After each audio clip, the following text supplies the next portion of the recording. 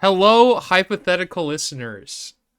My name is Matthew, and this is my friend Nick, and this is the eighth episode, I think, hopefully, of This Is My Friend. How are you doing today, Nick? Hey Matt, it's great to be here. I'm a fan of the show, Thank you. and I am doing well today. S- We are on spring break from school, so that's pretty nice. So, okay. So you do listen to the show. So there are we have a hypothetical listener, at least. We have a real listener. Awesome. All right. First question. If you had to delete a Yes, food out of I am a real person. existence, what would it be?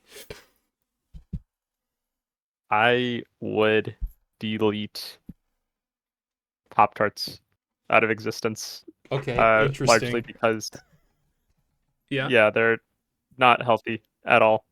But most foods aren't healthy. Well, it's different because at least with Pop-Tarts, they're marketed towards children, Yes. and children don't necessarily have the capacity to understand that they're putting their health at risk. Did you know that like cuz cereal are allowed to like print like a certain thing on their packaging where it's like oh, for a good heart or whatever. And the like the health administration is like suing them because it's like that's not accurate and the cereal companies are like basically lobbying so they can keep on this like false advertising on all cereals. Okay, but Pop Tart specifically. Do you Yes, enjoy Pop Tarts though? Have you eaten a Pop Tart?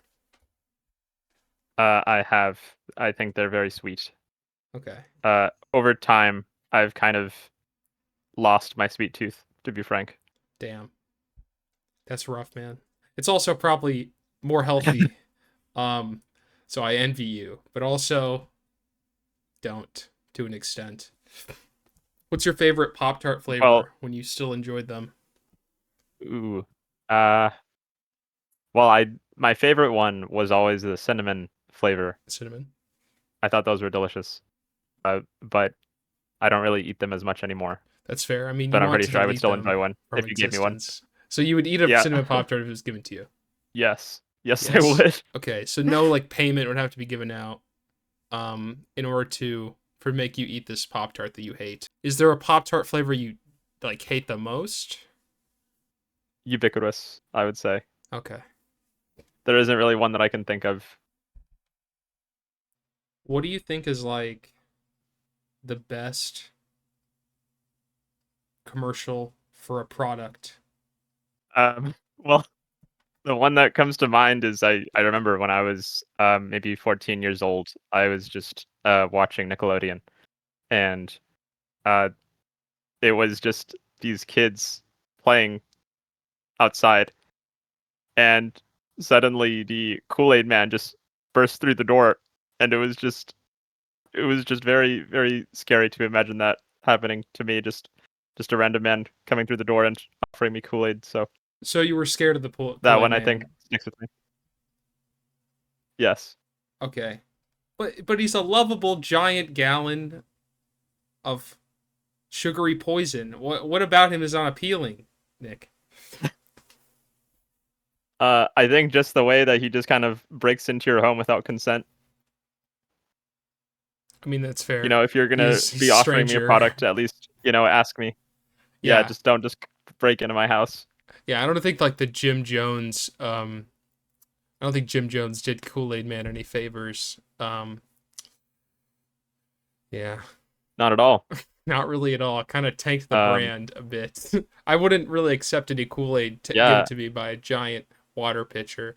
I mean, he's made of glass. I guess it must be pretty strong glass for him not to shatter into a billion pieces. He has to be dense enough to survive.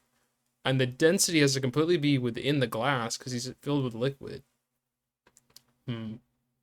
How do his well, he eyes? probably drank his own Kool-Aid, and it enhanced his strength. Is he milked for the Kool-Aid? Or does Yes, he drink it and that's like his urine? I well, it might even be considered cannibalism in a sense. Okay. Is there is there such a thing for like liquid cannibalism? or is it just cannibalism? Like if you Well, drink I'm pretty blood, sure. Yeah. is Kool-Aid Man a Ooh, that's an vampire? interesting question. Um. Well, you don't have to be a vampire to be a cannibal. True. But okay, he's not a vampire because he can enter in people's houses without asking. So he can't be a Exactly. vampire. Um so speaking of vampires, I know you play D&D. Great segue. I do. I love D&D. What is your favorite Yes. moment you've had in D&D? Oh, man, that is a tough one. Well, I've been playing for about 4 years now, Okay. and I think one moment that stands out to me is when my character, uh, he's been on the hunt for his son who ran away from home, and uh, after a couple years of playing, eventually my character did reunite with his son, and it was a pretty bittersweet moment. I think that stands out to me quite a bit. What happened with your son? Well, so my son ran away, or well, my character's son ran away, Okay. because he was uh being persecuted at the home.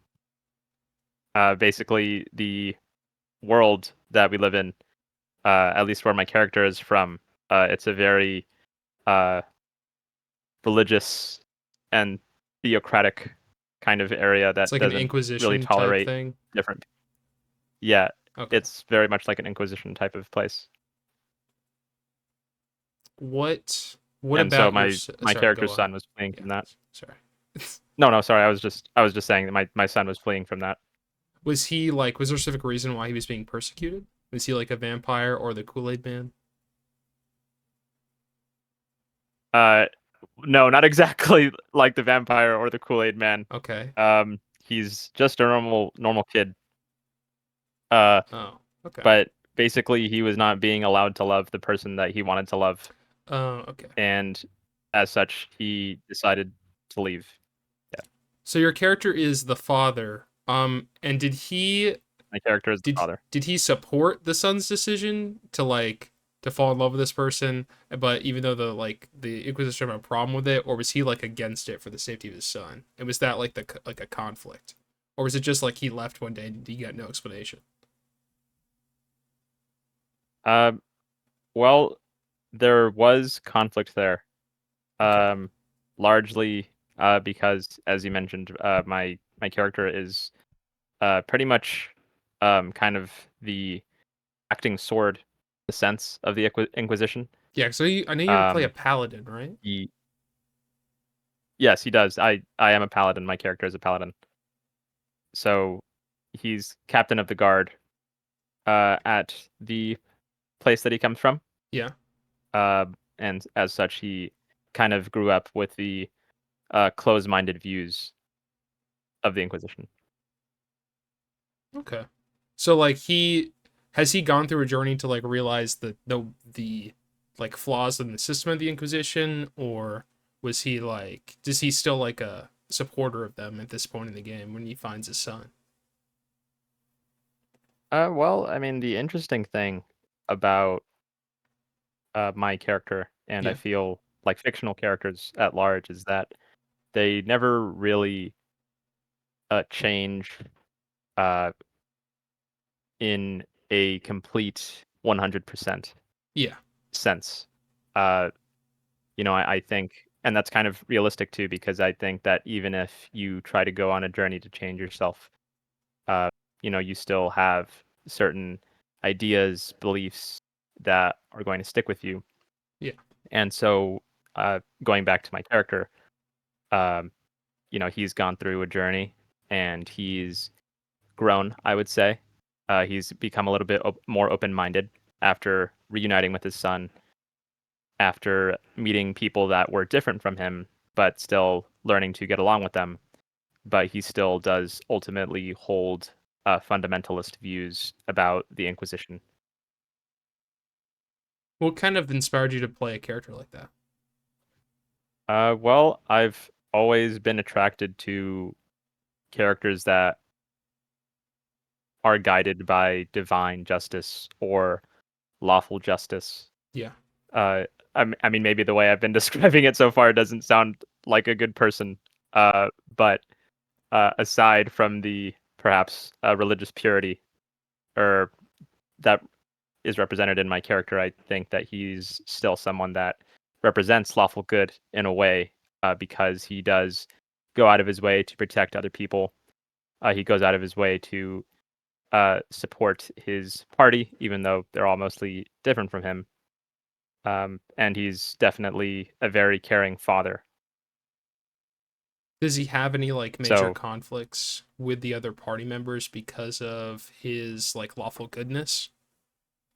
Because lawful good could sometimes be a tricky one yes, to like play. I like paladins also. They're one of my like top three classes to play. Do you know about Baldur's Gate 3? very valid. I am aware of it. I have not played. I'm playing a paladin in Baldur's Gate 3 right now, and it's been a lot of fun because I don't really like playing spellcasters in video games because it's too complicated. But if it's D&D, I'm like, please. Exactly. um, I feel but, it the same way. but with paladin, it's really interesting because it's one of the ones where it's like the alignment. Well, in the older editions, the alignment was kind of tied to your class, and then in this, it's kind of been reduced where it's like like some paladins are lawful good, but you can also play like a chaotic good, like vengeance paladin or whatever. Or like be an oathbreaker, an oath of conquest, and just be evil. But how do you play it to like work well with the party, even if like the party is doing stuff that like goes against your alignment? Because I always find it interesting how different people are able to do that. So yeah, how do you do it? Or like what are the conflicts you were going to talk Uh, about? yeah, well, we do have a rogue in the party, and Classic. rogues tend to be, yeah, they tend to be a Yeah. little bit chaotic, especially uh, the characters that are in my party that are with my character. Yeah. And even though they are in some sense looking out for themselves, that is to say, the rogues in the party, Mhm. um, they still they still try to get along with my character, um, largely because we've recognized through our adventures that uh, being at each other's throats isn't very conducive to being smart or successful adventurers. Yeah. So Because we've just kind of learned to get along like and play on each other's strengths. if your dagger's at your friend's throat, you're not gonna be able to like stab the dude that's coming for you. Exactly. So we do get along when it comes to fighting other people. We do our best to play off of each other's strengths. So usually my character will be in the front leading the charge, while the others support from the back, either by doing spells or going in for like a sneak attack. Have you played this game for like the full 4 years, or was it like it took you a while to be in like a long form campaign like this?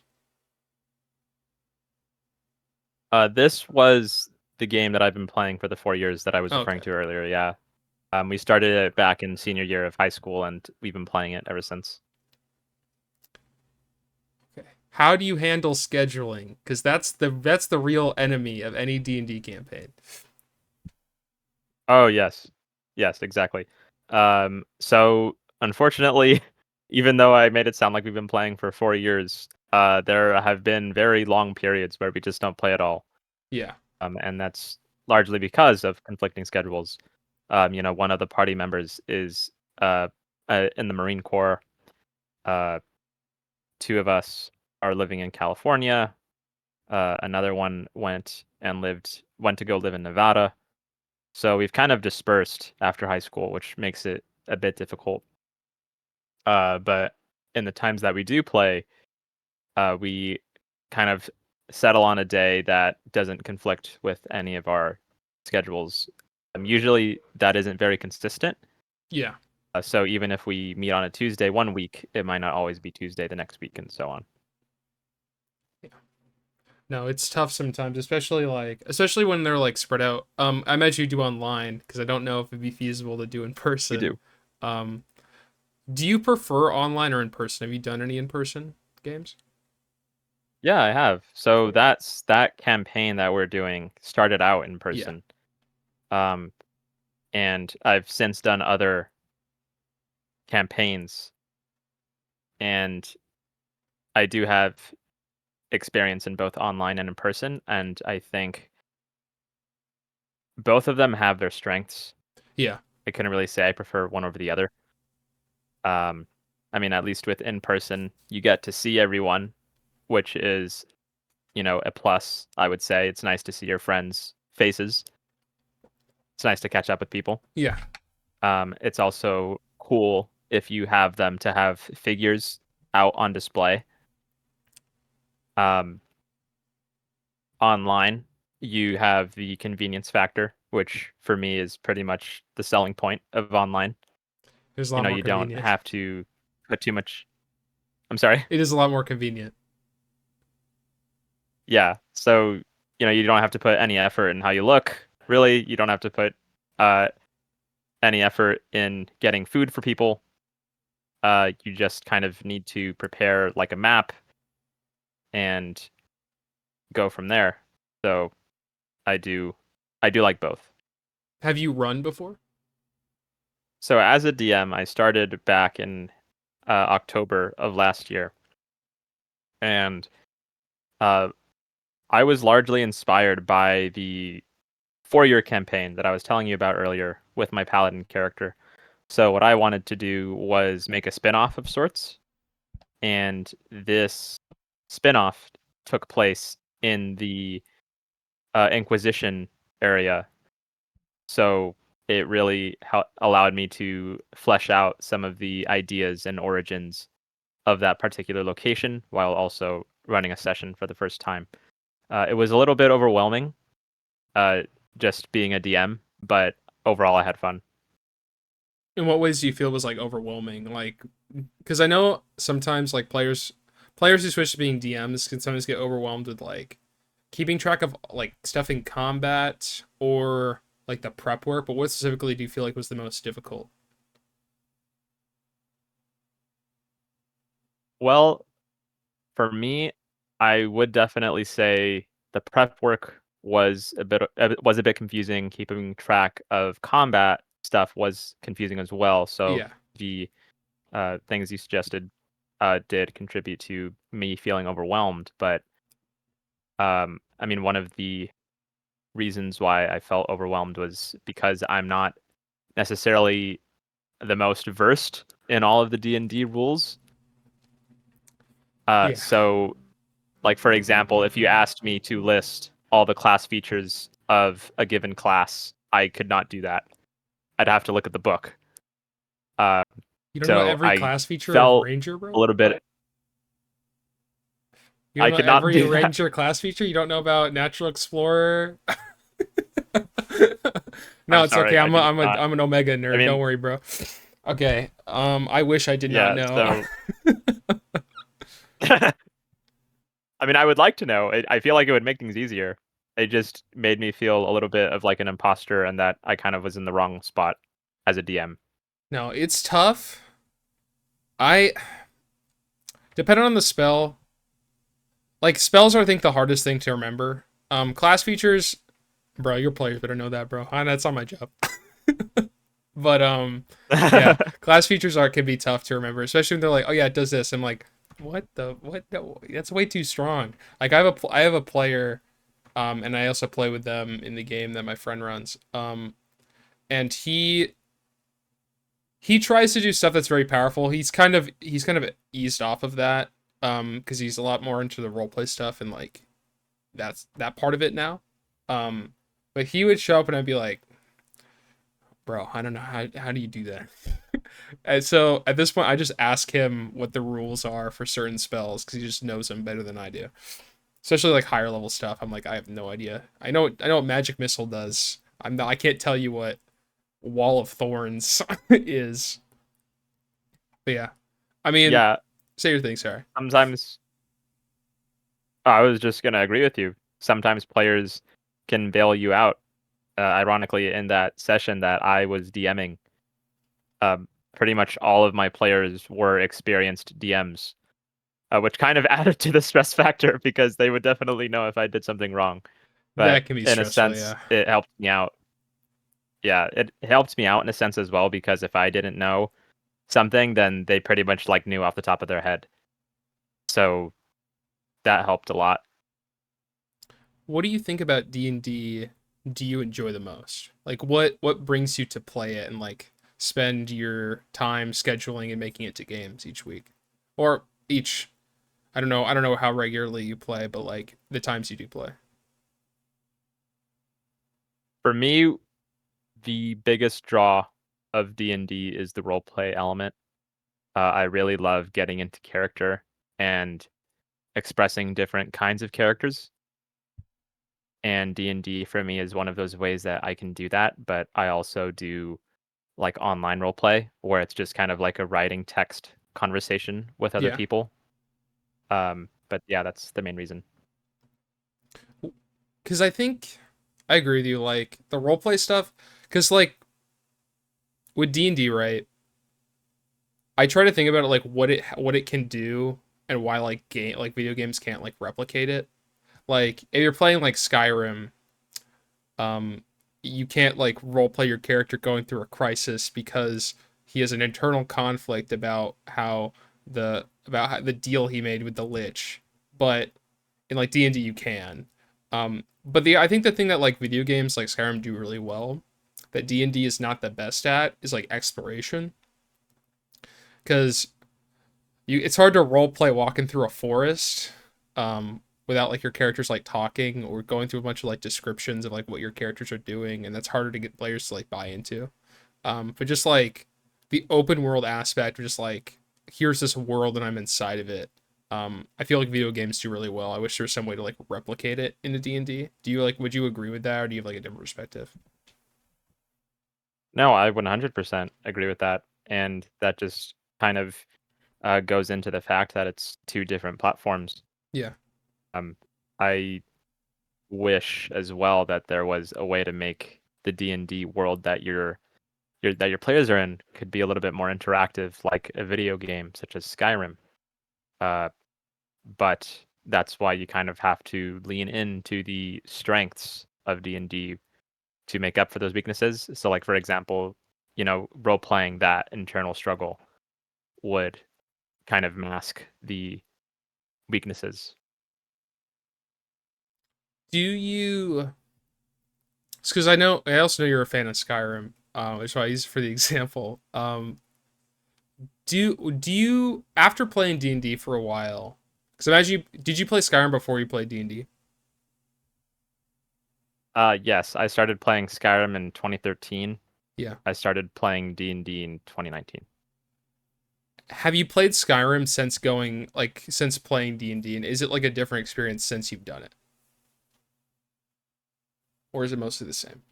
I have played Skyrim since starting D&D. Yeah. To be fair, I think the last time I played Skyrim was maybe 2022, so it's been a while. Yeah. Uh, but I'm definitely more conscious of my role-playing elements as a result of playing D&D. Yeah. What game do you think? Because it's hard for a game to do like any role playing elements to the degree that D&D does. But is there a game that you play that you think it's what's game do you think it's like the closest to it? Well, you mentioned Baldur's Gate, and even though I haven't played it, it's my understanding that it's basically D&D as a video game. I don't know how accurate that assessment is. It's pretty accurate. I feel like the role play stuff, it does it pretty well. There's not much like character depth you can get with it for your own characters. Like the pre-made characters get to that level, but for your own characters, I haven't got that far. I've only got to Act Two. Um, for your own characters, it's hard for them to. Cause it's just like infinite things you can do with like a D&D character. I think like the only way you could possibly do it is if like basically it's some sort of like game, and then there's a different person that can add story elements to it and then like multiple people are in that game as players. They basically like DM and they do it through like a game. I don't really know how. I guess that's Roll 20, but it's a very bare bones version of Roll 20. um, but yeah, I mean, I feel like that could be feasible with like AI maybe. yeah. I don't know how creative an AI would have to be though, because I think because I've tried using AI to like generate like lore for stuff. Have you tried to use like ChatGPT Um, to like help you out on stuff? I have, yeah. AI, like I was mentioning, can be useful. Um, Sometimes it kind of lacks like emotion or depth that you Yeah, might want, but I mean, it does. It's good at a start at getting you to a starting point, I would say. yeah. Because I feel like the problem it has, I feel like for an initial idea it's pretty good, but when it tries to iterate on that idea, it's like the same thing over and over again. Which Exactly. yeah, that's usually the problem I come across with like because like the first idea it spits out is interesting, and then like the rest of it is just like the same idea, and it's just like slightly changing it. Um, if you try to write and it tries to write any Yes. story, it's like the most generic story. um, Yes. Yeah, I agree with that.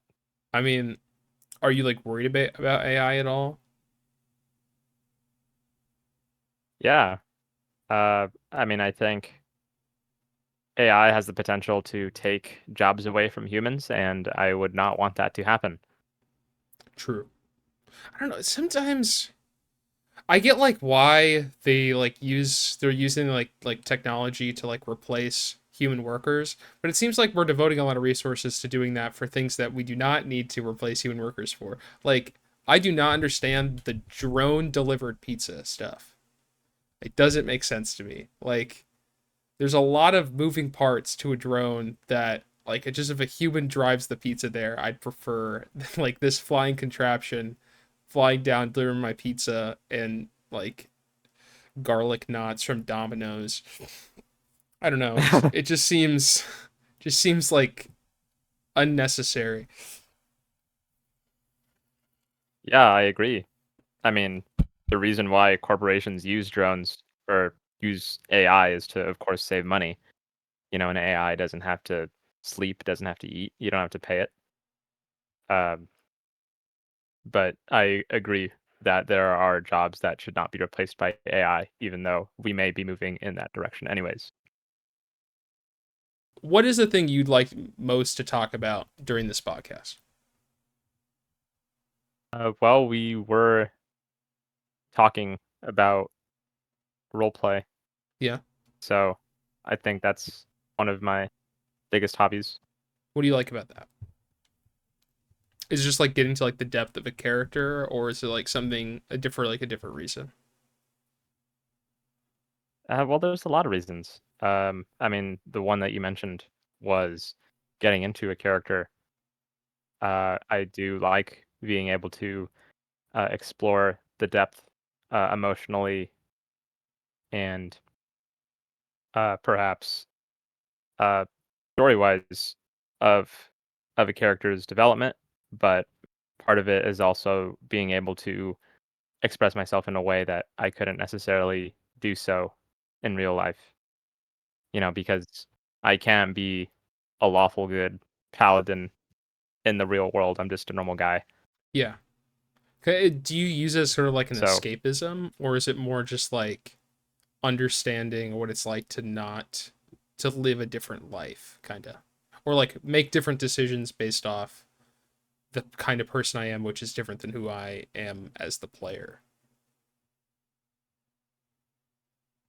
I do think that it's a bit of an escapism.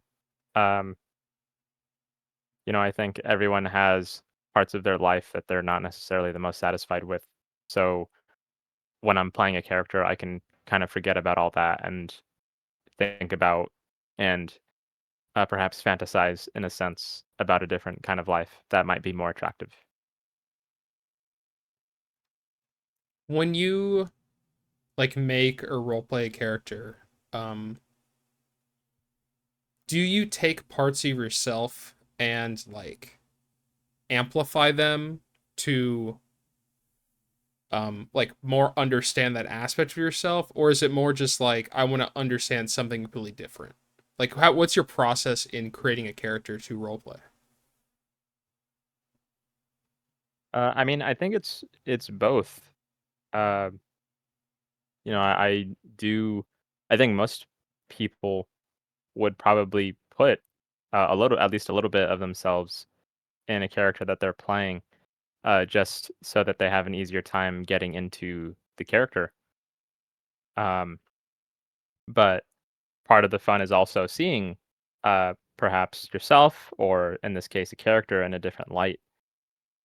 Um, when I'm making a character, for example, I do incorporate some aspects of my personality. I think that's when I have the most fun, Yeah.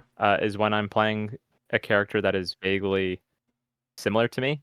Uh, I hope that doesn't sound too narcissistic. No, I do Uh, that too. I'm a complete but narcissist.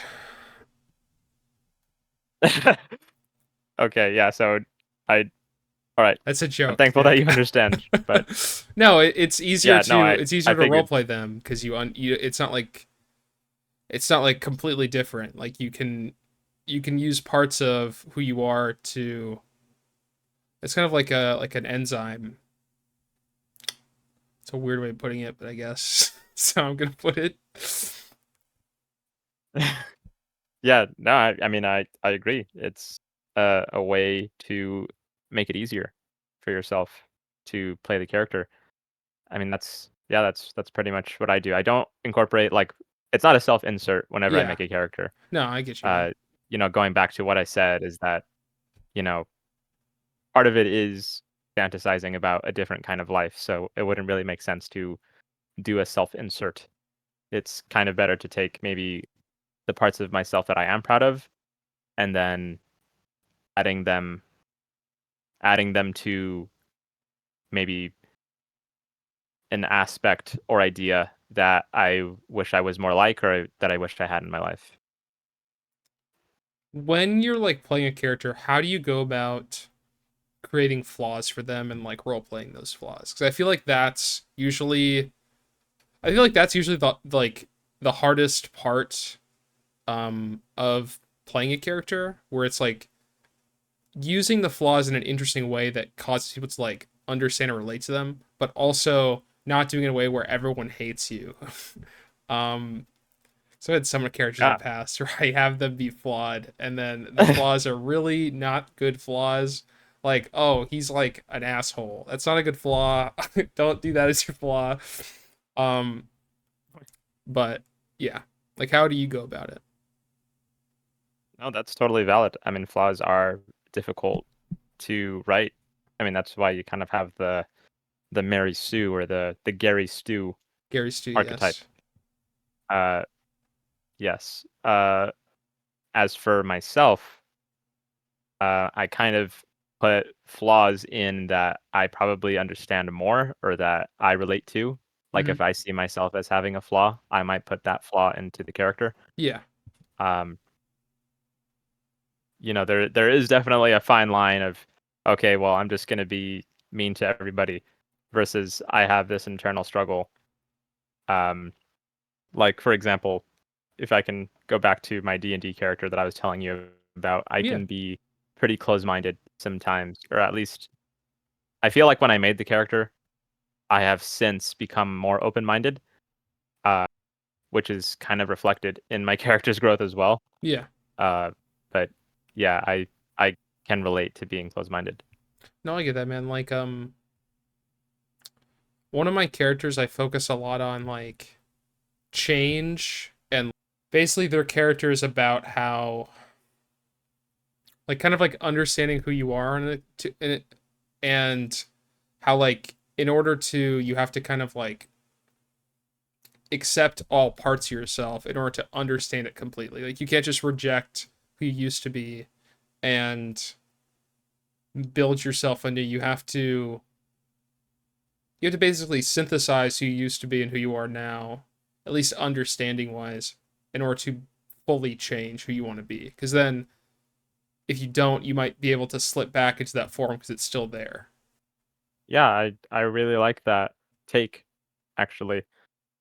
Um, I think perhaps there's this sense that people need to maybe run away from who they were in the past. Yeah. But the way that you put it, it kind of sounds like, well, you need to accept that part of yourself in order to be able to learn from that and become a better person. Yeah. Problem is now he So has to accept the I like that. evil time traveling future version of himself. I remember you were talking to me about your character. So So yeah, that's a problem. I don't know how to accept that part. But I mean, with your character, what were ways? Because I know like, has there been other like standout characters other than the paladin that you've like explored a certain flaw with? as in my own character or as in other characters within the party? Either way.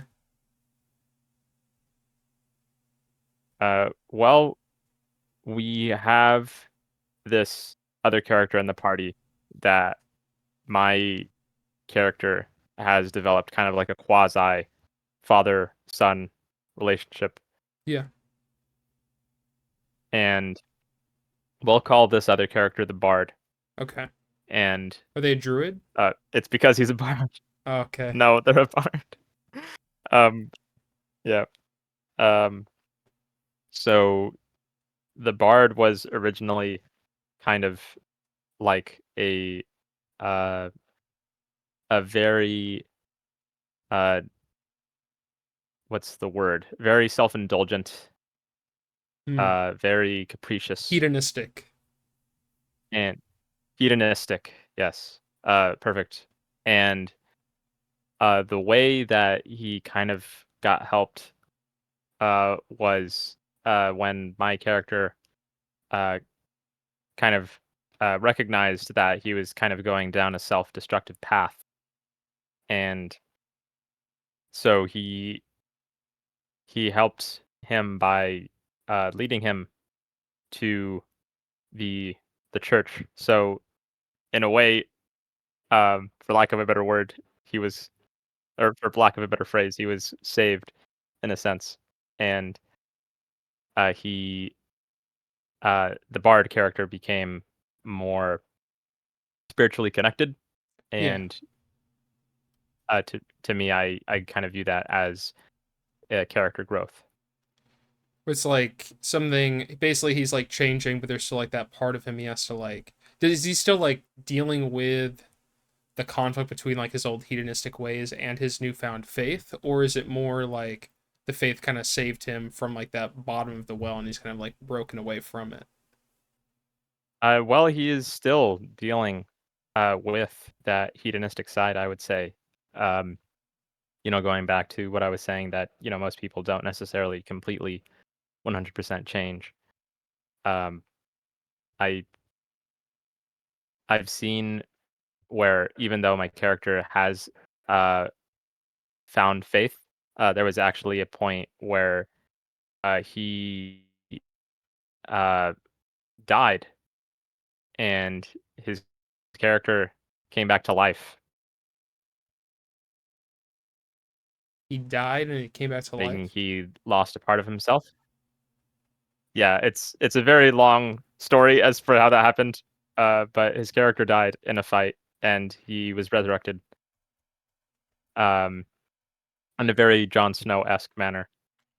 And uh, it's our understanding, the party's understanding, that he lost a part of himself, and that's kind of um, going back to the idea of him trying to go on to a new path of faith and self-control. How did you decide like was it a decision you made for him to have like lose something or was it something like the DM kind of like worked with you to do? This was something that the DM did. Um, there was kind of a deal off to the side that we're not fully aware of, but basically he's just kind of lost a part of himself, and uh, it just adds to the stakes of him trying to correct his path. Was there any resolutions because he met up back with his son? What happened during that moment? Because then there was the conflict of like why he left the village. I know you mentioned that he did meet up with him. Yes. Like, what happened during that? And was that before or after he lost that part of himself through rebirth? Um, so when my character met his son again for the first time after he ran away, um, it was a very loose understanding that the son would be able to continue living his life, um, because up to that point, my character had been through quite a bit of adventures, and I think at the point that he met his son again, he had become just a little bit more open-minded, and I wanted my character to be open to the idea of his son not necessarily living the life that he set out for him. Um, Now, it wasn't necessarily finished that way or resolved that way, unfortunately, as there's still conflict between my character and his son. For example, in the most recent session, there was a duel between the son and the father. Okay. Does does the Yeah. son have any conflict with the bard?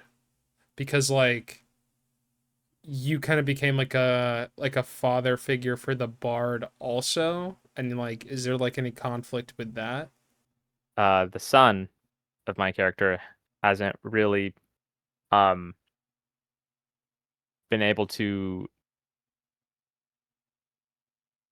um, get along get along with my character, simply because there's kind of a, I feel like, forced expectation, Yeah, um, just like built up that resentment, I imagine. yes, a lot of built up resentment, and he was the firstborn son that had left, so there was a lot of expectation on him to kind of carry on the legacy of the family, but he didn't do so, and the conflict being between him and the bard is that he's kind of being replaced in a sense. Do you like to explore like morality and ethics in how like your stories are told in like the D&D game, or is it more like do you like to focus on the characters and what they're going through and not like the ethics of everything? I think both Both? concepts are kind of entangled with Okay. each other. They probably are. Yeah. Um, yeah. Um, I mean, no, it's a good question. I'm someone that I feel like I'm concerned with trying to be ethical and moral. But of course, the great human question is, what is morality? Because if we all had the same definition of morality, then there would be no conflict, there would be no war. Um, but going back to storytelling, um, even when you're exploring the conflict between two characters, you kind of have to wonder to yourself who is ultimately right in the situation. And it might happen that in most cases, perhaps there isn't necessarily a right side, that both are human beings trying to get by. Uh, One of my favorite quotes is by William Faulkner, who says the only thing worth writing about is the human heart in conflict with itself. So I think both morality and character conflict are mutually woven. How do you determine what is right and what is wrong in terms of morality? Like personally. Well, back when I was in high school, I had a very rigid understanding of right versus wrong. Yeah. Um, I kind of used that side of myself in making the Inquisition. Uh, but in terms of my own personal understanding. I've since become a lot more open-minded since that time. Yeah. Um, to the point where even though I have my set, I don't necessarily have a set idea of right versus wrong, but uh, it's it's partly having to understand where other people are coming from Yeah. and responding to them in a sympathetic way. Do you think humans have an intrinsic want to be ethical, or do you think that because of how like our society is run, that we are driven towards ethical behavior or unethical behavior? Well, philosopher Thomas Hobbes says in Leviathan, his book, Yeah. that humans are inherently flawed and inherently driven towards chaos and conflict, and thus illustrating the need for a form of government, a form of structured society, for a need for laws. Uh, and as far as my own understanding of it goes, uh, I I think I may be inclined to agree with the Hobbes interpretation that humans are naturally driven towards chaos, just because it's kind of hard to decide if someone is acting out of goodness for the sake of being good, or if they're acting to be good because out of perhaps a hidden desire to advance their own career or some sort of ulterior motive. But that isn't to say that people can't act with intrinsically ethical motivations. I think that people are capable of that, uh, but it just kind of depends on who you're talking about, I feel like. How much do you feel the reason somebody does something matters? Like in terms of like somebody does something good. How much does it matter that that thing had good intentions? Oh, right, right. That's a really great question. Something I've thought about to myself before. And I think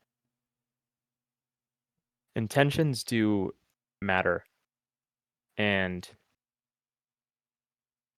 uh, ultimately, however, I feel that actions speak louder than those intentions. And therefore, I would say good outcomes are more important than the original intentions.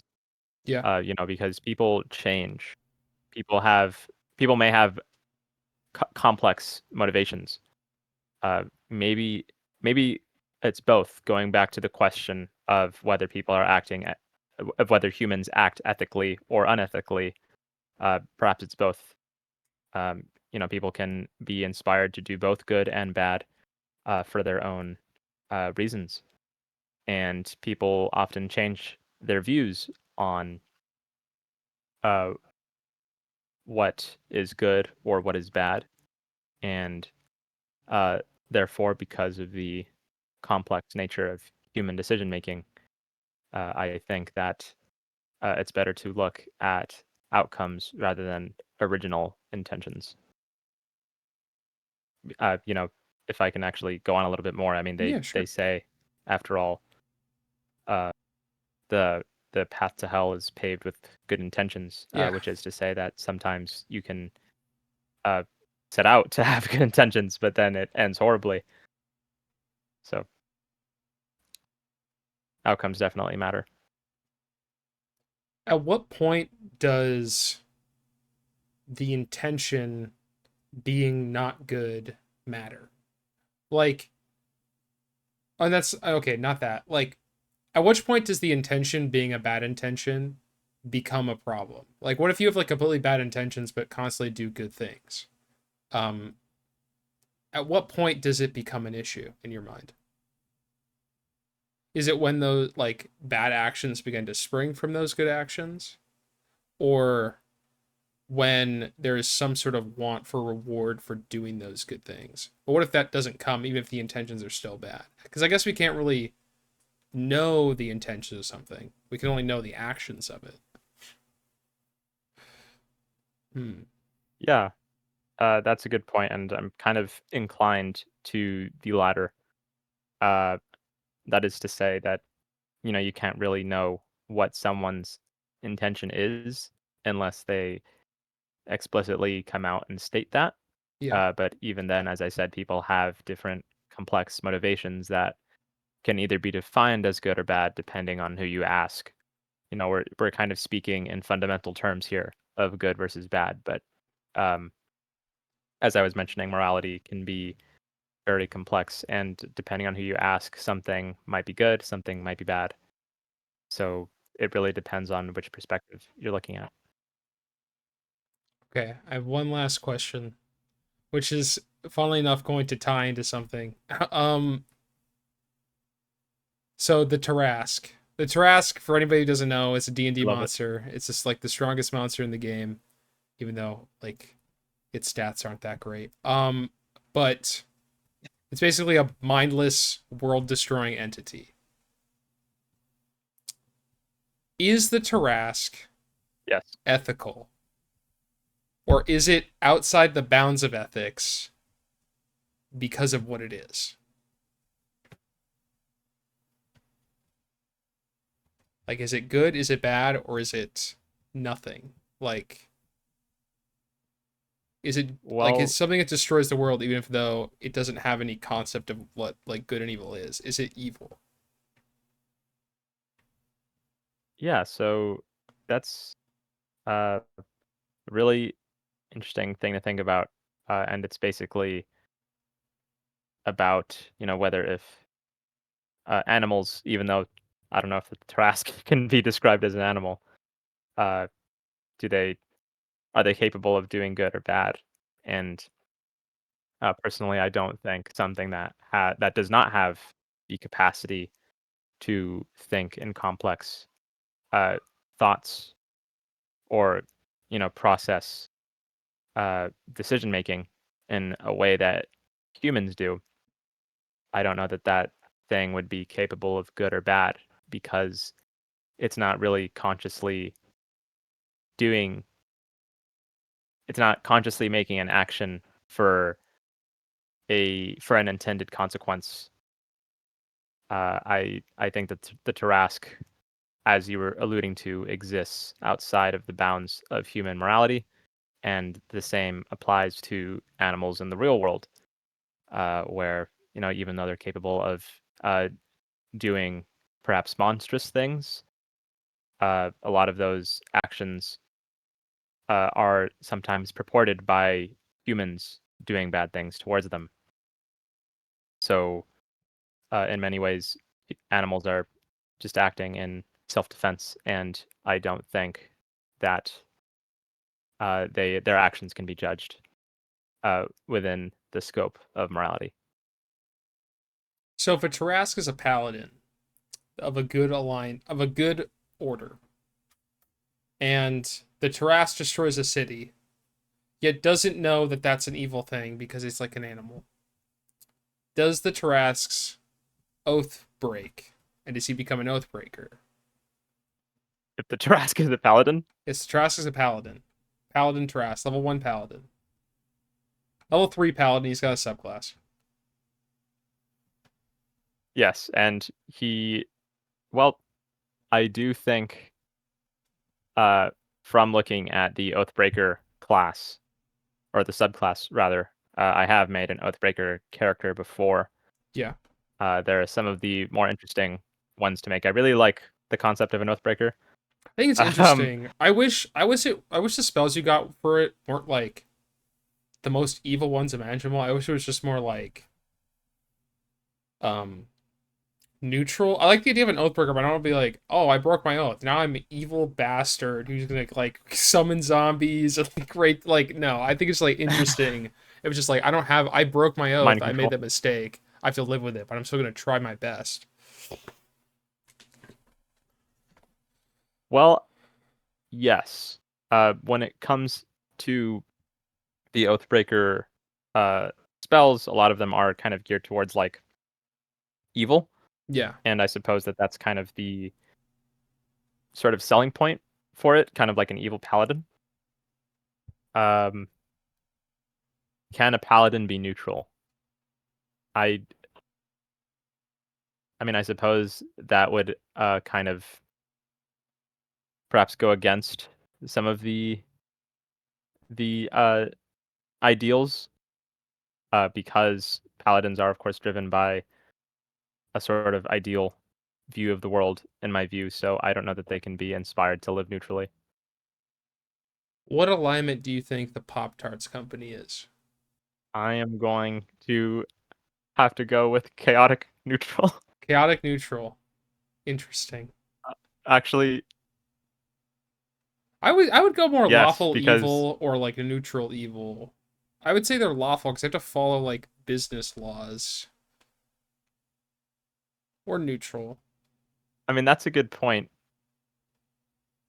I said chaotic neutral, because I feel like they don't necessarily care about what happens to their consumers. True. So that's kind of what I meant by chaotic and Okay. neutral, in the sense that they are, of course, um, inspired by their own gain. All right. Well, we're coming up on time. I'll ask this. Why do you think there's a Tarrasque in between our pixelated heads? There is a Tarrasque in between our pixelated heads because you have placed it there. No.